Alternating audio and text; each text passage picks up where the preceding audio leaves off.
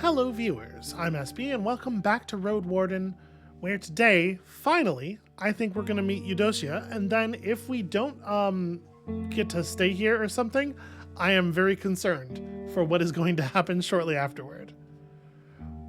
So, the house in front of you has a huge entrance, just large enough for a golem. The building is whitewashed, but the lime is aged and damaged. The tools are spread around in no particular order. The rocks resting on top of the shed resemble the golems. A few birds stare at you from the roofs, while many more ignore you. None seem willing to approach the garden patches, despite the growing, though neglected, vegetables. It is quiet here. And so there's this golem that's in a sitting position right in front of the door. I'm gonna approach the sitting golem. I don't think that it's probably all that cool to just wander about inside of her place. Well, she said that she was gonna come up, didn't she? Hold on.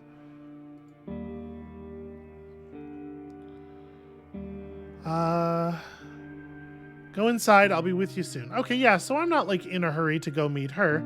I think actually maybe this is exactly the time to wander about. By city standards, the place is spacious. It could fit a few more houses. The smaller structures look solid, and you spot many tools made of iron and steel. The owner must be wealthy. The labor and building materials must have been worth a sack of dragon bones. Yet the walls are far from safe. Any large monster could burst inside, and the house seems to have no other protection. Yeah, seems to being probably pretty important. Finally, a leaf of the door opens. You step closer. The woman is tall and stands upright, with her arms crossed and legs apart. She's more than 30, with a face touched by lack of sleep. She gives you a long look, observing your blade, hands, boots, forehead, everything but your eyes. I greet you. Without the distortion caused by the gargoyle, her strong voice isn't as disquieting. You're free to look around, but you won't find much. I don't hoard treasures, I make them. I give her a better look. She's wearing a long, ragged robe covered in stains. It used to be blue, but now is unevenly pale. She's barefoot, with skin covered with dust and dirt. Her dark hair was recently washed, but it's untidily spread on her shoulders, back, and chest. She wears no jewelry, belt, or buckles. Well, obviously we're playing the left part of the bar here.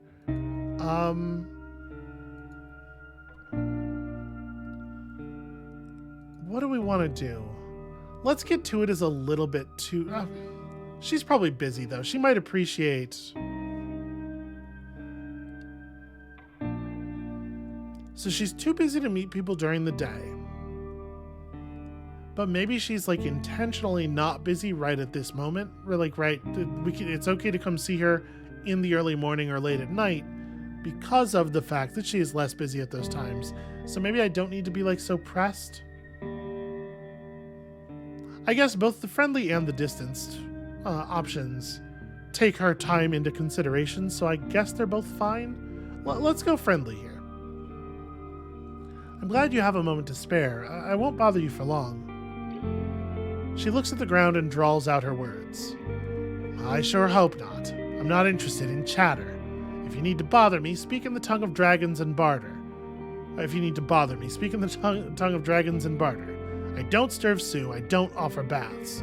If you come here, I better get off from it. She walks past you and cocks her head toward the golem who let you in. It turns around and shuts the gate. Good that you came at such an hour. Keep it up in the future.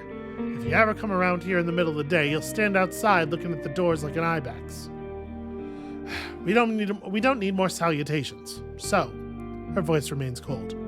Why are you here? Well, primarily I'm looking for Asterion, the previous Roadwarden. He's not here. Not even a mouse in my shed. She meets your eyes, yet her gray irises remain absent. Her sigh turns into a snort. Aught else? So, it's an hour 30 before dusk.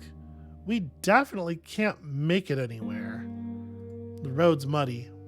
This might be rough. This could be tough. Okay. A few hunters recently left creeks and haven't returned so far. Dahlia, Admin, Vashel, have you met them? Oh, Admin. He was here all right. Asked me about the lands east of the stone bridge in the north, but I couldn't help him much. Those lands are better left to... She pauses and then waves it off. Yeah, okay.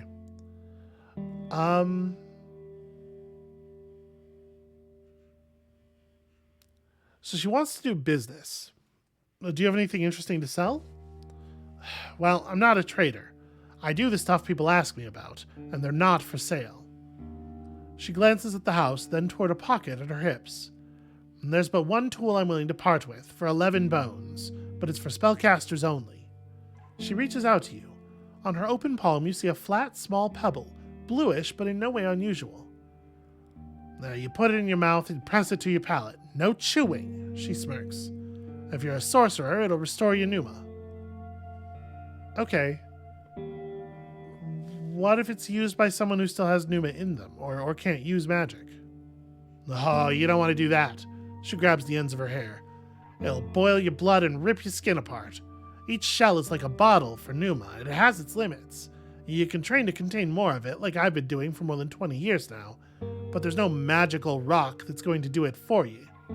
Okay, hopefully we'll be able to bring that back to Photios. Why a pebble? Wouldn't a potion be easier? Do I smell of smoke and mushrooms? I'm not going to play around with flasks and alembics. She takes the rock. This one won't break, won't scatter, and won't spoil. Perfect for a traveler, or any buyer, really. She steps away and adjusts her dirty robe.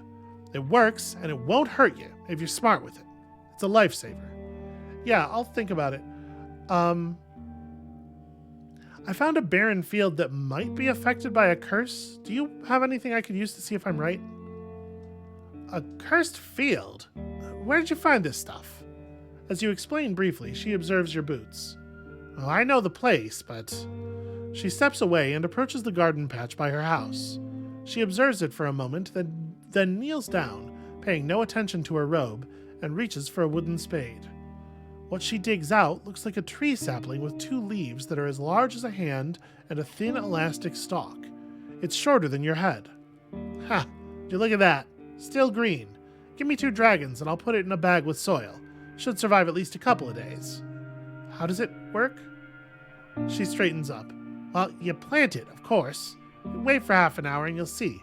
If it grows an inch, she frowns, raises the plant to her eyes, and grunts. Forget it. If it bursts into bloom, the soil's enchanted. If it withers, it's cursed. Stays the same, no pneuma. She lowers it again. Just be careful when you do it. It loves fogs. So it's a plant that grows by magic. Yes. And it costs 2 dragons. Why would you even have such a thing? Are there many magic fields around? What? No, she snorts. But these plants are the only stuff I can think of right now. I'm trying to make a plant that grows without sunlight, using just water, soil, and pneuma. I'll know I'm there once it starts to bear fruit. She glances at your nose. I swear, do not even mention mushrooms. You ask her about the purpose of all this, but she just plays with her hair and looks toward the gate.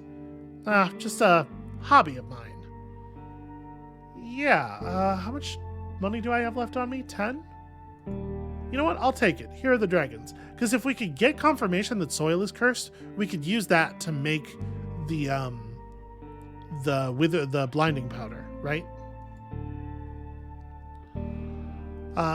Hey, have you ever been to the shortcut? Only once, she admits slowly, and it's not a good memory. Her brief tale is rather vague. She once had to use her golems to travel to the other side, seeking a remedy for her stomachache. And the beasts were afraid of the noise they make. She points at the massive stone legs of her creations. But the monkeys in the far west were too dumb even for that. They kept throwing things at us, even poop. She pauses, making a disgusted grimace. And we couldn't reach them or scare them away. You ask what happened next, but she crosses her arms. I was told it's better to ignore them, let them get used to one's sight. But my stomach was better already, so we just took the long way back. Huh. That's not really relevant to any of my concerns. You left Old Pagos during the same time when the village in the south collapsed. What happened exactly? She opens her mouth, then closes it slowly, piercing you with her gray eyes. I shouldn't share these grim tales with outsiders. It would give me nothing and may hurt many northerners. Interesting. It really is, it's something very significant. Alright, so what's your story? Why do you live so far from any village? She looks around. No. No what? I'm not here to tell you bedtime stories or to hear about your own sad life. She lets out a long sigh, trying to limit her frustration. Back off. Okay, alright. I bring news from the west. Old Pegos is facing a grave plague. She stands still. Come again? While you describe the symptoms, she starts to fidget and finally interrupts you. Cut it. Have you heard about Eulalia and Irenaeus? They're about 50, 55. A mason and a sculptor. Her eyes are getting bad. He has a limp. Well, I never actually entered the gate, because plague. She rubs her arms above her elbows as if to warm herself up. If you ever ride there again, she meets your eyes. Ask around, please. I need to know. Okay, I can do that. I will absolutely do that. Can you fill an item of mine with Numa? That's not how this works. She points at her golems. Her nails are short and clean, and her hands are soft. I work all the time, but each item takes me days, sometimes a full season. The tribes bring me things to enchant in the early spring, and collect them a year later. I've got to... She blinks a few times, not sure what to say. Her gray eyes widen. Imagine stuff. It takes great focus. You mentioned that you generously reward her, but she only shrugs. You don't plant, you don't build. I won't eat dragon bones. For now, do your warden duties and come by at the end of the autumn. Maybe I'll have time to get something done for you after the thaws. What if I were in desperate need? She rolls her eyes. Yeah, you and everyone else. That's fair. So, we have something that we could do for her to earn her trust at the very least. I need a place to rest. Can I spend a night here? Even though she drawls out her words with frustration, she speaks with ease as if she's reciting a memorized speech. I know how harsh the woods can be, but I don't offer shelter to travelers. I don't want to look behind my own shoulder for hours or use my golems to protect you. Travel north or south, look for a tavern or inn. You'll find safe hearth there. She blinks and crosses her arms. And we're both adults. Don't tell me that I could bind you with a rope or take away your blades. The less I have to touch you, the better. Well, I mean, what I'm really looking for is a job. She stands still for a moment, then cocks her head to the side. Alright, I've got some stuff that could use another hand. You up for some danger, if it comes to it? You nod and ask what sort of creature is bothering her. No, I meant riding and climbing. If you can do it without grabbing that axe of yours, fine. Now give me a moment. She opens one of the heavy doors to her house, and you catch a glimpse of a messy bed and a floor covered with clothes. After a minute, she shows up with a large sack filled with rods made of smooth, clean bronze. Yeah, here's the gist of it. I need you to get to 8 spots across the peninsula. High buildings, trees, mountainsides. Now, I don't really travel much. She lets out a confident chuckle. So, I can't hold your hand. I need one of them in white marshes, in the wetlands far west of here. Other than that, you need to keep your eyes open. She takes one of the rods. And once you reach a good spot, place one of these as high as you can. I'll pay you in dragons. 2 for each one, but place at least 4 before you come to see me. I need as many of them out there as possible. High as you can. Okay. So far, so good. What are they for? Well, there's magic in them, as you can imagine. You weigh a rod in your hand. Even though it's more than 2 feet long, it's light, empty inside. You could bend it on your knee. The bag also contains a long hemp cord and a scrap of cloth. Now, if I were to send my golems away, let's say a mile or 2 from here, they'd stop moving at all, waiting for me to show up. She approaches the nearest sentinel and touches its chest. They carry similar rods inside, so the plan is to give my orders better range, so to speak. I'm tired of depending on hirelings, especially since they no longer stop by. She leans against the golem with her arms crossed. Questions? Yeah, how much time do I have? Don't worry about it. She dusts off the golem's arm. Let's say before the leaves turn yellow. I think that this is not a question that she will appreciate me asking. This feels like a problem for me to resolve. Yeah, sure, we have a deal. She avoids your eyes. Great. Just don't die on the road. This bronze cost me many favors. And be sure to leave one of the rods in White Marshes. Why do you want me to place a rod in White Marshes specifically? Is it because of the undead? She scratches the ground with her foot, then points at her golem. I still need to do a bit of work with the sentinels, but I hope to offer one to them, maybe in the spring. Could replace 10, 20 humans. The villagers may not have much food right now, but I know how to be patient. They have quite a bunch of awoken corpses, you know. She moves her hair behind her shoulder. All I can do is hope they know when to stop. Interesting. That's a pretty fair amount of money she's offering for a task that I'm not 100% sure how to fulfill. I mean, it doesn't really matter if we spend more time here. We're kind of like screwed on getting to sleep anywhere anyway, so. Is there anything else that I really want to ask her? We know that the bandits are not bothering her, and we know why. We could just ask about the golems and enchanting in general. Is she going to find that annoying? I don't want to make her more annoyed. I am curious though, and I do need to understand the lay of things around here, right? Roadwarden stuff. I have some questions about your golems. She walks around the closest sentinel and observes it like a farmer would a donkey before a purchase. Well, isn't it clear what they are? Furniture that walks and works. They carry rocks and logs, they hunt, kind of, and they protect this place while I rest. What else is there to say? It's so loud when it walks. Don't monsters react to its presence? She lets out a chuckle. They flee from them as they would from trolls.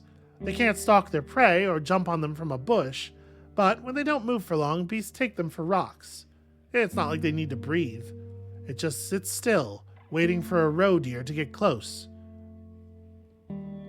The golem's eye suddenly gets brighter. It jumps forward and punches the air. It lands with the sound of thunder.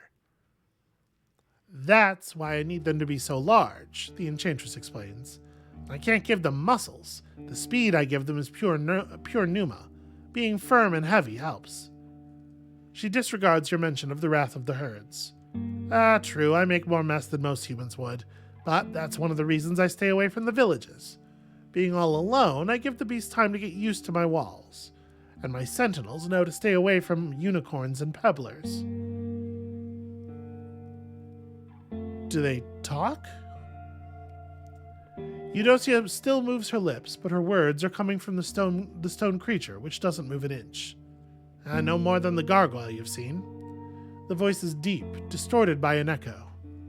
They don't need meat or bones and listen to my commands, but they have no understanding of what's happening around them. To create a sentient creature, you'd need a human shell and a whole lot of necromancy. The golem raises its hands and shows you its palms. And I'm not going to touch that. It's interesting that every time we get, not every time, because it didn't do it on fist, right? But both chest and palms, when those words are used to refer to the golems, they're italicized. She then mentions that her creation isn't much of a messenger. It needs to remain close to her. I mean, just look at it. The golem covers its non-existent mouth. It has no eyes, snout, ears. Seeing the world through its head, it's like putting your eyeball into a rose bush. It takes pneuma, and the further away it is, the more exhausting it gets.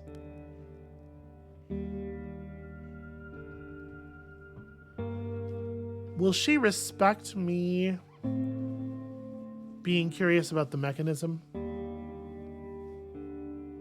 I think it makes a lot of sense for our character to be curious about the mechanism. Let's ask, how do you make one? I fill each rock with Numa, bind them together. She pauses, then waves it off. You won't build one anyway. Like alchemists, enchanters have their own secrets, but I have no way of sharing my talents with others. I'm not going to ask if it's for sale. Let's just change the topic. You know, the roads around the watchtower are in terrible shape. Why don't your golems look after them? Why would I bother? You expect her to continue, but her question is earnest. I mean, the paths are getting overgrown. Soon getting to the other villages could be close to impossible.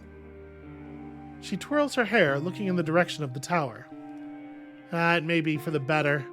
She starts listlessly, then shakes her head gently. You may be right. I hoped the trail would take care of itself, with traders and all, but the years are getting emptier. Still, I need my workers to seek food and to guard my walls. She speaks mostly to herself. Well, I mean, I could bring you some rations in return. She observes your boots, then crosses her arms. Alright, the more bronze rods there are spread across the peninsula, the easier it is for me to send golems into the woods. For now, let's say 21 rations. I guess gentler roads will bring me more food anyway, so I don't need you to bring me any barrels. Okay, I'm gonna work on that bronze rod situation. What's with the gargoyles? Can't an enchantress show off her trophy? She gives you a proud smile. My sentinels took it down years ago. The tribe of Old Pagos is fond of statues. So I have my own, like in the old days, long before monks came to the north. Seeing your puzzled look, she twirls her hair. A dead gargoyle on the road, or by a village gate, was meant to scare off evil spirits. I don't know about that, but its sight sure taught the local beasts who they're dealing with. Interesting. Well, I mean, we may as well pursue the last line of questioning here before we leave. What can you tell me about enchanting? She looks at your hands and starts to twirl her hair. Not really. I don't know how I do the stuff I do. As a kid, I put Numa into my toys. I made my earthen sparrow fly, and my whistle gave a tune without being blown. I practiced for years, but by doing, not by understanding. She puts a hand on her hips and observes her clean nails. I can't teach stuff that's in my fingers or my eyes or my breath. It's just a part of me. Yeah, okay, fair enough. I would like to learn a little bit more about the peninsula. Well, I'm not selling gossip, nor am I buying it. I have my hut, my guards, and my lake. I'm an artisan, not an innkeep. If you need one, ride south to the Pelt of the North. The keeper is stiff like a broom. Sorry, that's still her dialogue. The keeper is stiff like a broom, but offers a nice room. Her voice is dripping with annoyance. Or, if you'd rather visit a cheerful place, ride north to Foggy Lake. I was at Foggy's Lake. Whatever, Foggy's the keeper. At least she's not as boring as the other guy.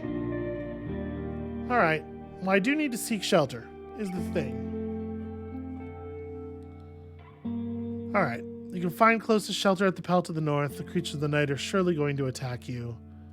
Can I make it as far as the watchtower? I can. Maybe I can figure out a way in. And if not, then we'll accept the bad travel from there.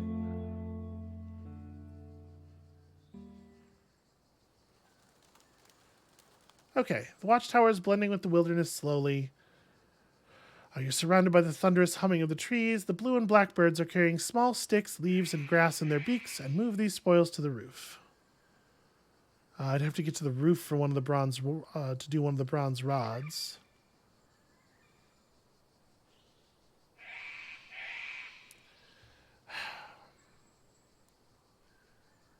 I think at this point, I feel like I'm never going to get the key to this place. I'm just going to open the door. I take my axe and break through. You start chopping the door in a spot where two planks are connected to one another. It takes a bit of time and some precision, especially since you struggle to find the right angle to take a swing. Finally, the wood cracks. When you push it, it lets out the dizzy creaking of rusty hinges. An empty table stands in the middle of a large round room filled with dusty furniture. Without the open door, you'd struggle to see anything. You wait to be sure that nothing tries to jump on you, and finally hide your weapon. You need to remember to sharpen it later on. The first thing you notice is that the room isn't high, and, just like the windows suggested, there is a second floor above it. The scent sparks an image of a cellar, humid but without much mustiness. Tree stumps, used as stools, surround a round table in the center, now covered in dust. The shelves are empty, with no tools left behind, and you see a couple of dishes laying in various spots, empty and sticky. The bugs are crawling both on the furniture and near the walls. Spiders, roaches, worms. You think about taking a look into one of the casks, but the smell coming from it makes you change your plans. Instead, you climb up the ladder. The view there isn't much different. The floor is covered with pieces of trash, dirty furniture, and sleeping pallets, which are moist, smelly, and full of wriggling and chirping creatures. Ugh. I think generally I don't care about some bugs. I come from a pretty rural background, right? You climb down. Agro is standing as far away from the dark exit as possible, afraid of what may come inside. You approach the windows, each one locked with 2 heavy wooden bars. Opening them would not be a problem, but knocking them down from the outside won't be an easy task. You sigh with relief. It's a safe place. Following the clue from Old Pagos, I look for anything Asterion could have left behind. Interesting. You start to move around all sorts of furniture, light and heavy. Among various pieces of garbage that you have to push aside, you find something unusual in the space between one of the pallets and the wall. An old, molding wax tablet. There are some writings inside it. Other than that, the place seems to be empty, unless you count broken pottery and ragged clothes. I'm absolutely going to open it and take a closer look. It's a good thing I know how to read. As far as you can tell, the tablet is filled with small pictures and chaotic notes focused on the construction of boats and oars, as well as on the nature of volcanoes. One word seems to be a name. Navica. For now, I hide it in my bag and put everything back in its place. Time to wash my hands. You're at the ground floor of the watchtower. Dozens of little creatures run away from the new source of light. It does feel like I should leave a bronze rod on the roof. You climb up the ladder and push the trapdoor open with one hand. The planks are thick, and as they fall down under their own weight, they make a loud thud. You find a crack between 2 of the bricks and use the rod to widen it a bit. You push it halfway in and fill the gaps with a linen cloth. You move it a couple of times just to be sure it won't detach. You wonder if it's going to lure any lightning. Alright, I climb back down. Well, it's too late to go outside. I have an herbal bug repellent. Thank you. Sleeping on a buggy pallet. Buggy, far from fresh, but with your cape, it's going to be soft. The thick walls will protect you from wind and monsters, but you have to barricade the entrance with a pile of furniture. Honestly, this could be a lot worse. Oh, I forgot to check. Are my clothes okay? No, I'm dirty, but my clothes are not damaged. You think about the sparse clues you found about Asterion's whereabouts. If it's true he was looking for something beyond the peninsula, maybe using a boat, the old tax codices you looked through years ago could provide you with a hint. There's only one piece of land close to the coast, High Island, a massive green territory surrounding a volcano, with its surface spread high above the ocean surface. It's a wild, forsaken place that used to belong to the tribe of the Green Mountain, but ever since the army of Havlavan failed at conquesting it over 2 centuries ago, ships have been staying away from it. The rumors of the treasures hidden in the caves around the volcano were numerous, but not more reliable than regular sailor tales. Come to think of it, even though you remember both official documents and vague scribbles focused on this potential source of wood, fish, and ore, you've not seen a word dedicated to the tribe, and neither to the description of its homeland. Someone must know more about that place. The scratching from the lower floor wakes you up.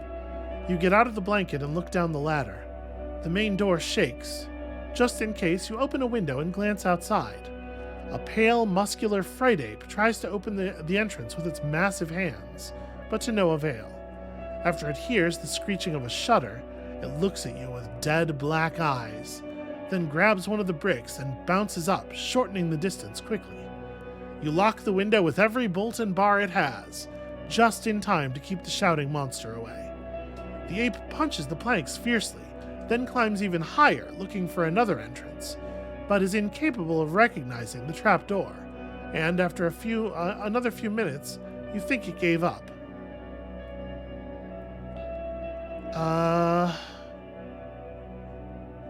Just to be sure, I'm going to inspect every window and the main entrance. You found enough clues to believe that Asterion has traveled to High Island, northwest of the peninsula, and hasn't been seen since. So far, you know almost nothing about this place. Well, now that is very fucking interesting. You open your eyes, and there's this unpleasant tingling on your cheek. You reach for what turns out to be a small bug. You throw it away and look around, only to see dozens of tiny creatures swarming on the floor and bed, as well as your blanket, clothes, and bags. You push some of them away, gathering your things, with thoughts still clouded by dreams. You gather your things and look through the bags, removing as many insects, worms, and spiders from them as you can. I still have that bug stuff, don't I? Shouldn't I? This one just repels blood-drinking insects. Okay. Agro is observing you patiently, unmoved by the commotion. You push away all the furniture that you used to barricade the door, walk your palfrey outside, and allow it to graze on the grass for half an hour. In the meantime, you equip it with your riding set and use the sunlight to double-check your belongings. The thought that no matter how scrupulous you are, you may keep finding new creatures in your food doesn't leave you alone. Yeah, that's gross. Speaking of food, let's just go ahead and eat a little bit. Okay, my clothes are fucked up now, so I'll need to repair those tonight. I'm going to spend half an hour foraging. Okay, 2 bunches of wild plants. Agro grazes at the fence while you cross the short meadows, seeking edible leaves of fennels, sorrel, and lettuce that hide in the shadows of spruce trees, forcing you to get on your knees and push the branches away. After some time, with needles in your hood and sleeves, you carry the vegetables to the gate, washing them with your water skin and spreading them on a blanket, allowing them to dry up. As you pick the very few remaining pears and berries, you notice a wide tree hollow. You take a look inside and find a stash of acorns and chestnuts, but also hazelnuts and walnuts. Huh. I guess winter is coming. Yeah, the squirrels will need them more. I'm going to be fine. I take the fruits back to my bundles. Okay. Let's get a move on. So, we need to get to White Marshes. We need to probably spend some time. We need to go everywhere again, basically, right? We need to spend a day or two just interviewing locals and trying to get whatever information we can about what it was that happened 10 years ago, about this new landmass that we've become aware of. And we need to look for places to put the rods. So I'm inclined to ride north first.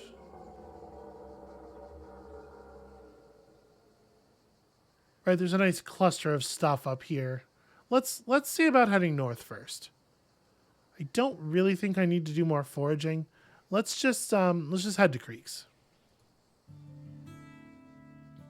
We may get chased by wolves. We didn't. Hooray. Yep, scantily clad people hanging out on the bridge. I'm going to wash my face in the creek, get a little bit of cleanliness back. All right, I'll look for Ila. I have made some additional progress with the Eastern Path, by the way. There was a big spider at the hunter's cabin, and it's gone now. Worth a bone? He observes your cheeks and hands, then smiles. Well, I'm glad to see you're fine, friend. How's the cabin doing? You answer him a few times, and he stretches his arms, then puts his hands back on the back of his head. His eyes are absent. So, it'll be an easy restoration, maybe a few logs to swap, and the roof won't do much good anymore. It takes your pronounced grunt for him to blink a few times and raise the lid of the case. Ah, one for the news. He puts the first dragon on the tabletop, then another one next to it. And this one is for taking care of the beast. Come on, Ila, I could have died in its trap. After a few breaths, he reaches for another dragon. Thank you. I'll let you know if there's anything else. So the bugs in the watchtower, the brook leading to the heart of the woods, yeah. I'm working on that. What do you know about the ruins of the village in the south? He freezes for a good moment and finally takes a deep breath, puts away his tools and looks you in the eyes. His fingers are moving slowly, as if he's trying to warm them up before playing on a lute. Don't push me onto those dark grounds, Samhain. I've been stepping on them for years, but I still struggle. Please. Okay, here's the thing. There are very few people who trust us more than the people of Creeks. I think if we're going to get that information from anyone, we're going to get it here. So I am going to press. Ila, I need to know what happened. Don't you trust me? I do, Samhain, I do. His voice is close to a whimper. But can't you see I'm in pain? I beg you, let me die with this shame. Aren't we friends? His hands are clasped on his stomach, putting pressure on it, as if he's trying to stop some invisible bleeding. No, stop it. Hey, you deal with your shame by confronting it. He bites his lower lip and looks away. Oh, troll piss and shit, Roadwarden. Fine. He stands up, pointing at you with his clenched fist, suddenly filled by a spirit you've never seen before. What do you want me to say? That I was there, as well as my parents, and parents of others from our village? That Theus wanted to make an example of Steep House, and told us to either help her or be next in line? He spreads his arms. I, the great uniter of the North. We went there with her myrmidons, left dust and hunger behind, and the beast herds came after us, angry for the burnt and cut trees. Too bad once that happened, no soul wanted to deal with that two-faced weasel. His voice cracks. We cut the flesh of innocents to save our own, and we got nothing from it. You flinch when he raises his hands and moves toward you, even though his gesture is not so much an attack as a way for him to let out some of his fire. Seeing your reaction, he slows down, but that only makes his voice louder. You already knew all of that, didn't you? And you just had to test my last wits for your game? For your games? What, you think you'll take the blood from my blade and wake up that fucking boy? Other people in the yard cease their work and observe you. You hear a child crying. Okay, no, we gotta make clear to him that no, in fact, we did not know that.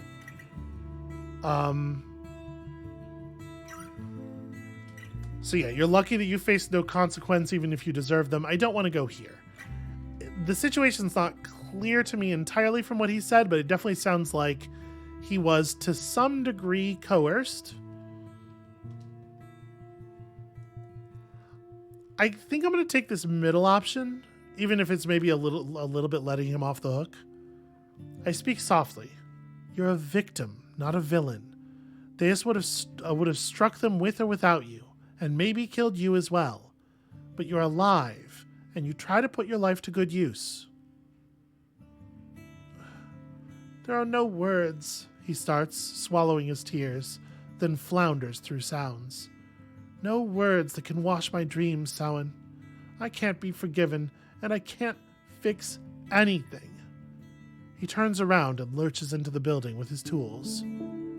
The sad looks of others still follow you, but the life returns slowly to the small village of Creeks. Okay. So, having discovered the truth, you could force the people of Howler's Dell to confront their past, though they may not take kindly to your threats and requests. The more you learn about their deeds and conflicts, the more tools you'll have to use against them, if they will listen to me at all. Hey, Ephron. Do you happen to know of any creatures that live on High Island? How could I, friend? I haven't been there. He suddenly looks to the sky, raises his hand, and starts to tap the top of the wolf's head. But the harpies? They're common on the coast and on open waters. I saw them from Gale Rock's beach. Rocks and sticks don't fly well when thrown upward. A bow would be a safer bet. Alright. Yeah, I still don't have anything on Dahlia, so we're gonna go ahead and bounce here. Old Hava... Nah. We don't need to talk to Old Hava. Let's get out of here. Let's go have a chat with Foggy, potentially. You ride by a patrol from Creeks that's escorting a cart loaded with timber. They greet you politely, mentioning the growing safety on the roads. As you ride further, you notice the fresh coat of pebbles covering the muddier scraps of the trail, the trimmed shrubs, and the cleared tufts of grass. From now on, it should be easier to cross the path between Foggy Lake and the village. Hey, I'm making a difference. I feel pretty good about that. Helping the people of Creeks find a way to survive. You hear a commotion coming from the lake, drawing your eyes to the air bubbles and water ripples. After a couple of moments, a scrap of the lake turns red. The foragers are inspecting the boat, talking about their recent fishing trip. I am done with them. Hey, Foggy. I have some questions about the peninsula. High Island? She leans forward, but her voice seems to be incapable of a whisper. You don't plan to swim there, do you? You won't get there without a boat. And with a boat, it's still a dice roll. Yeah, there's always a drunk or two in rocks or howlers who says they've been there, but it's all rubbish. They hardly touch the island's wall. You try to pressure her a bit, but you don't learn much. She claims that it's high above the sea, on the top of a wall-like steep cliff, and a rope may not be enough for one to get to the top. From time to time, a pillar of smoke flies out of the volcano in the center of the island. The whole place is green, with animals as great as dragons. Could it store treasures, like the folks say? Yeah, maybe, but no soul knows where to look for them. For all I know, some child started a tale and played with everyone's desperate dreams. How about... shoot. I should have made a note of the name. Navica. Okay. I haven't heard of such a place. Okay, yeah, thanks. Try to remember. Maybe there's someone you know of who's been to High Island? She scratches her knee. How could I, dear? It's such a dangerous place, and there are folks who'd be upset with those reaching it without their permission? Yeah, okay. I get it. Okay, you still don't want any of my other things. I don't think I want to buy anything from you right now. Let's just go ahead and go on up to Gale Rocks.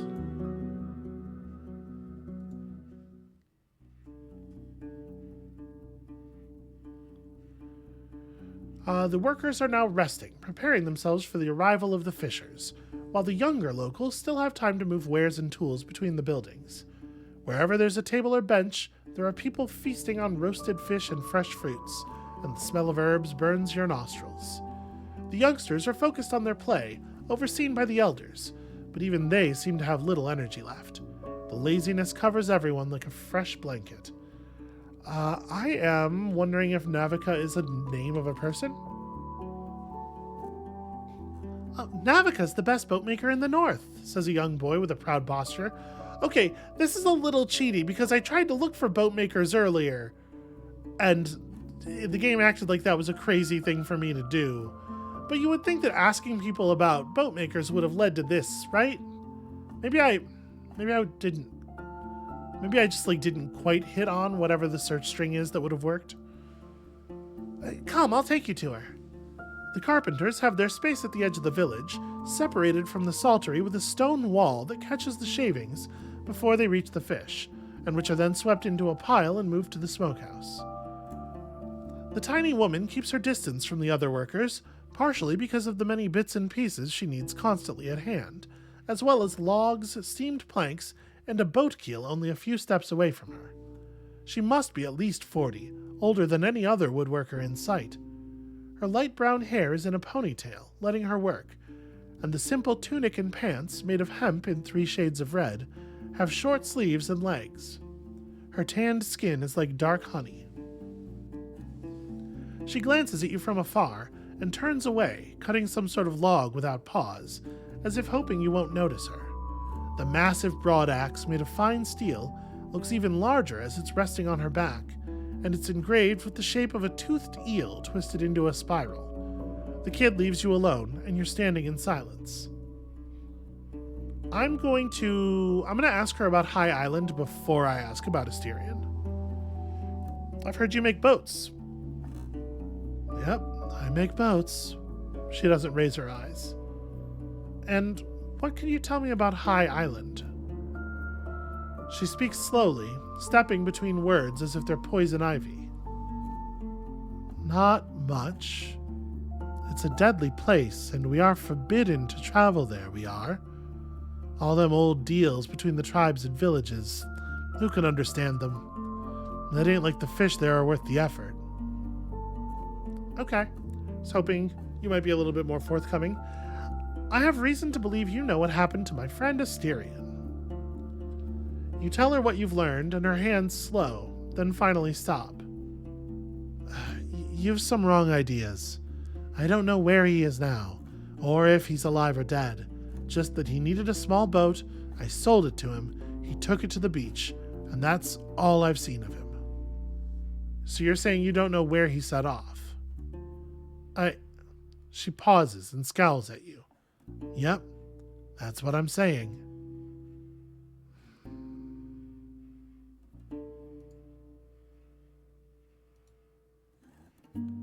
Don't know that I believe. Hey, Severina. I'm trying to learn more about High Island. Then you should ask someone interested in old tales. We forbid our fishers to swim near it, and our neighbors ain't challenging us on this. She reaches for one of the tablets and notes something quickly, and as she carries on, she sounds disinterested more than frustrated. The volcano there erupts rarely and merely hits us with tides. We have nothing to gain from those woods but claws and thorns. Hell, even getting to the land is a dangerous task. Okay, yeah, fair enough.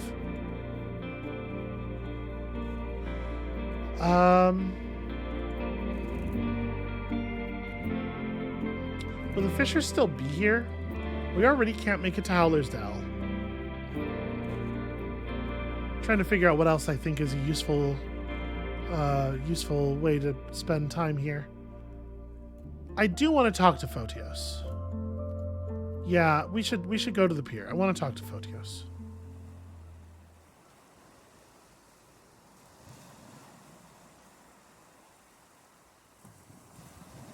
Hey Photios, about the Spirit Rock. Let's discuss this once more. Eudocia herself told me the stone will just kill any shell that can't hold the stone's pneuma. He looks at you in silence. All these people. You traveled to all those places to make sure I won't hurt Phoebe. He observes you in silence, then tells you to wait a few moments. After his return, he hands you a few dragon bones. That's for all the riding. Forget about the stone. He looks north. I don't know what to think about all this. Do you need anything else? I do have a question. You ever been to High Island? Why, are you a sailor now? He doesn't hide his sneer, but after you say you may need to get there, he reaches for the beak on his neck. Well, don't you know that visiting the island's forbidden? Not just by the Green Mountain tribe, but because it's a dangerous place. Wicked and wild. So you haven't been there? You ask gently. Right, and I don't plan to. Them harpies sit on every rock on the route from our pier to the island. It would take twice as long to sail around them. A rowing there would exhaust anyone, barring the most experienced arms. Okay, yeah. It does seem like maybe it would suck a lot to try to do this. So it's going to be 4 hours to White Marshes. With the delay to get to the peat fields, I actually just can't. So, shit. That's actually really awkward. That's just like a wasted evening, huh? Well, we can certainly go back to Foggy's. I can afford to stay there. But yeah, I don't really have I don't have anything of value to do here. It was worth telling him. I believe that strongly. We could ride back to the abandoned watchtower and start the next day going this way.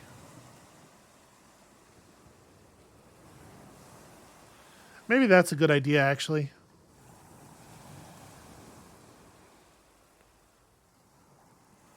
Yeah, because you can hit the pelt from the watchtower pretty quickly as long as it doesn't, like, rain.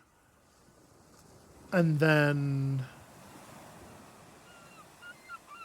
we didn't see any place... hold on. Travel back to Gale Rocks. I didn't see any place in Gale Rocks to put a thing, right? We went to Severina already. We have one of the rods, I mean. We went to Severina already.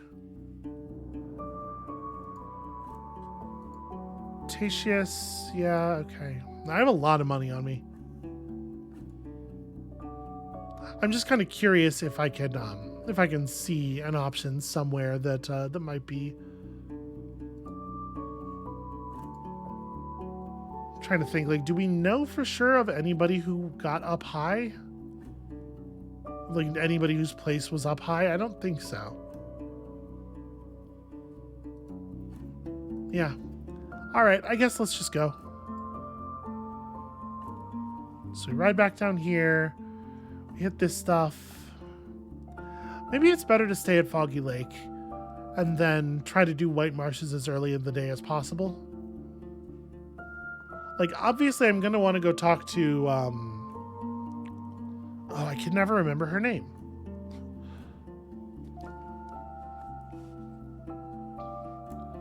But the mayor's daughter. I'm not 100% sure what to do with this new information about what happened. Like, obviously, we want to try to talk to some people in Howlersdale. At the very least, talk to the druids about it, right?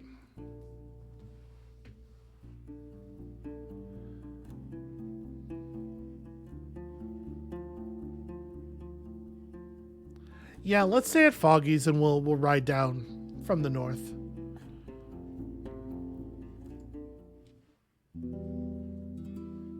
It does feel like I'm just wasting some time, but I think it's not maybe the most useful thing in the world to think about it in that way. Into the tavern. There's nothing I can actually make, right? Herbal bug repellent. Okay, it's just made out of... it's made out of stuff, but I would need real rations. Okay. Well, I could do that. I don't have wound wart. I don't have the cursed soil jar. Yeah, okay.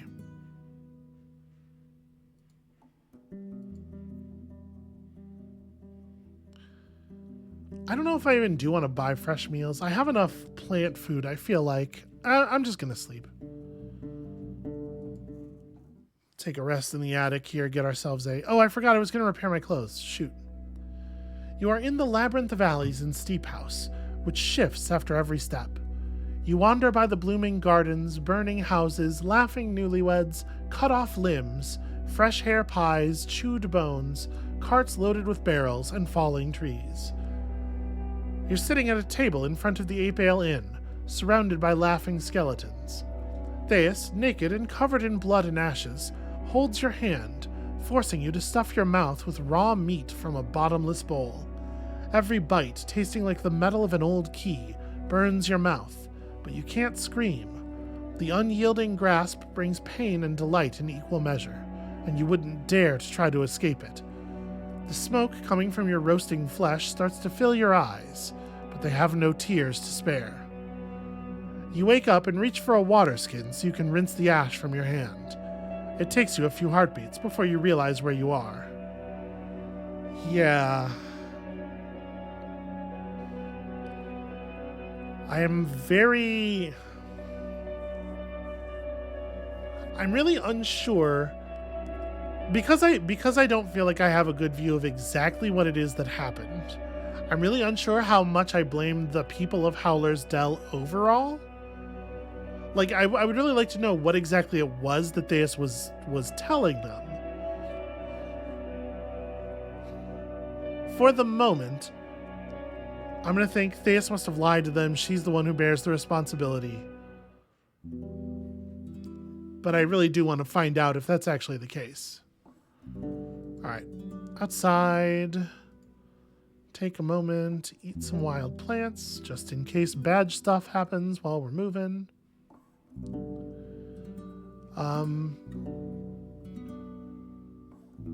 We have time to go to the monastery, but I'm wondering if it's valuable to do so.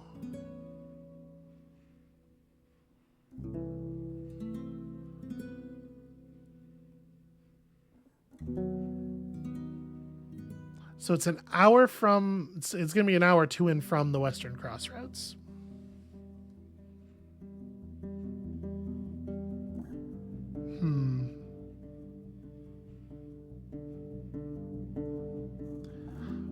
And there's probably no value in going here.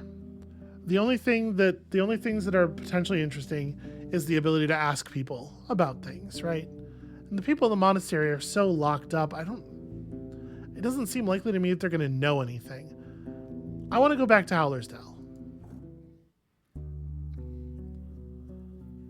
I haven't been here in a while. The locals greet you politely, but keep their distance.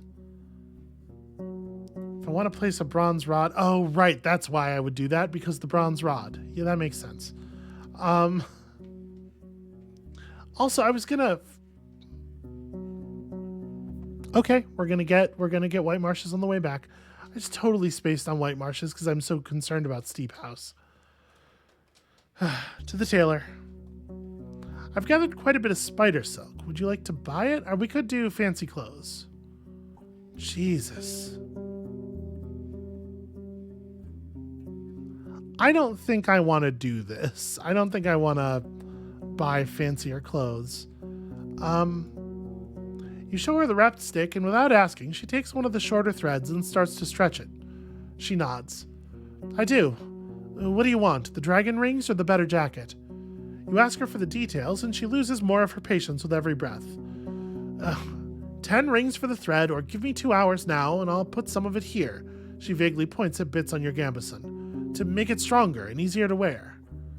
Okay, so she'll just improve my gambeson to be as good as the good one, rather than giving me a discount on the good one.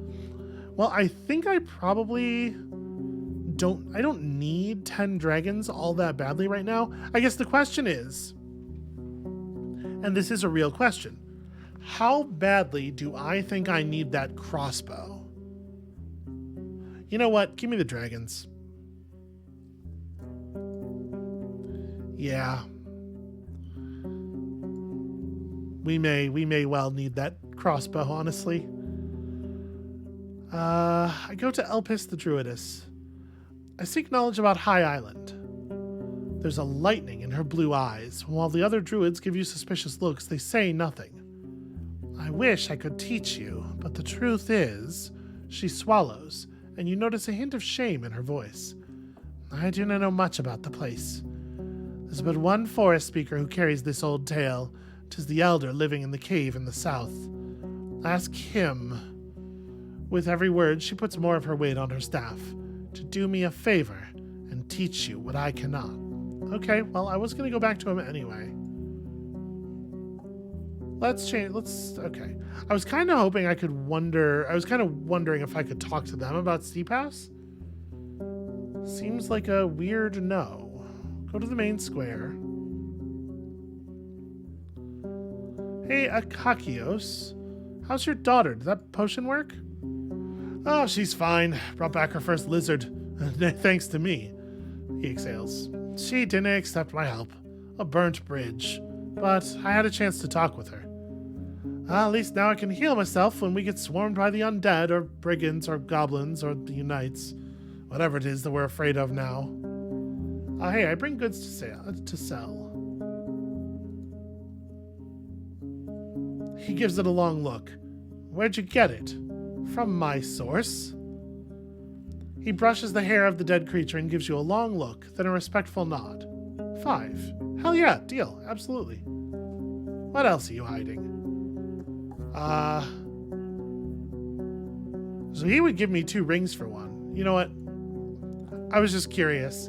I'm gonna do the right thing with these. What do you have for sale again? A stack of linen sheets that I don't know what I would do with exactly. It's a valuable commodity, but I'd have to find a buyer. We have enough money to afford the crossbow now. I think I'm gonna try to make that the thing. Okay, sorry about the little jump cut there. A thing arose. You know, maybe this is a sign, actually. I think our next conversation we have to talk to the mayor before we can plant the rod, right? Yeah. Our next conversation with the mayor could potentially be complicated. Maybe we're an hour into the episode. Maybe it's best I just call it here. That's going to be it for us for today. Thank you all so much for watching. I do feel like this was a tremendously productive episode. I'm really annoyed with myself for riding this far south and totally forgetting that I was intending to go to White Marshes. Because, like, things are going to be so much more awkward now. Yeah, that was... I had Steep House all up in my brain. All right, when you come back next time, tomorrow, I'm going to ride around and talk to people a little bit more before I engage with this Steep House thing anymore, I think. Maybe. I mean, I wonder if there's, is there really anything else to learn? I don't know. When you come back next time, I will have a plan for how to begin to engage with the Steep House issue, at the very least. And also, you know, some other stuff. We'll feed the beholder or whatever. And we'll see you then.